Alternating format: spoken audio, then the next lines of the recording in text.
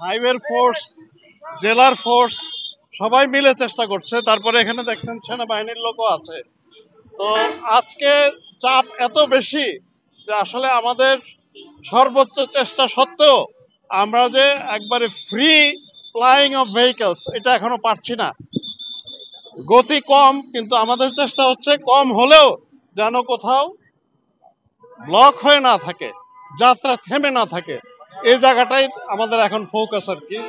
কিন্তু এত বেশি একই দিনে এত যাত্রী একসাথে নেমেছে, এত গাড়ি, যে আমাদের পক্ষে এই রাস্তার যে ক্যাপাসিটি এর বাইরে চলে গেছে। এবং আরেকটা হচ্ছে যাত্রীদের অবস্থাটা দেখেছেন যে ঈদে বাড়ি যাওয়ার যে আবেগ, রাস্তার মাঝখানে এসে গাড়ি থামিয়ে তারা গাড়িতে উঠতে চাচ্ছে।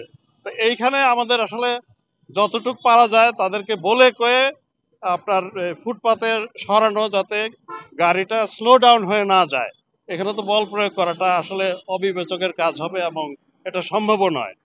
এর জন্য আসলে আমরা যেরকম এক্সপেকটেশন ছিল যে আমরা এইবার গতবারের মতোই আহ, নির্বিঘ্ন এবং দ্রুত মানুষকে বাড়িতে পৌঁছাবো, এইবারটায় মনে হচ্ছে যে আমরা গতবারের মতো পারছি না।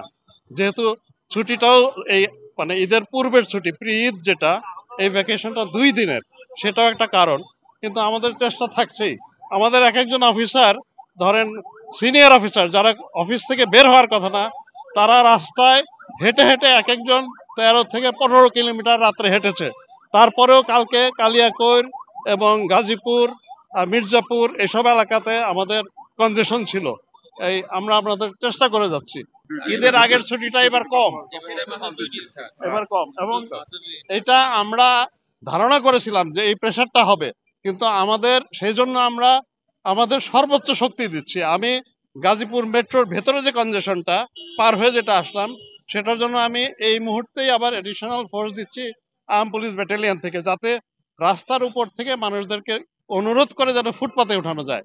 গাজীপুরের প্রবলেমটা ওই রকম, ওইখানে মানে রাস্তার মাঝখানে এসে গাড়িতে উঠতেছে।